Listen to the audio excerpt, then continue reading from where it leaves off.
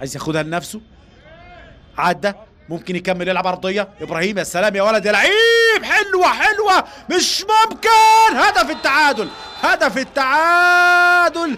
بناهيني بناهيني بناهيني بيجيب جول للنادي الاسماعيلي. بناهيني في الدقيقه 23. بقول لحضراتكم هي دي مشكله الكوره. سموحه بدا يدافع لغايه ما جه في جول، يبدا يفكر يهاجم مره تانية. هدف التعادل في الدقيقه 23 والرقصه الافارقه كنس وبناهيني 1-1. وقلت لحضراتكم المباراه هتحلو، مباراه حلوه في اجواء رمضانيه جميله. نتمنى نشوف اجوال من الفريقين سواء هنا او هنا. المباراه هتحلو ولسه فيها جوال تاني سواء من الاسماعيلي او من سموحه. وقلت لحضراتكم دكه البدله هيبقى ليها عامل كبير جدا جدا جدا في مباراه اليوم. ادي احمد النعناعي الحكم الرابع بيتكلم معه، لكن جهد ايه؟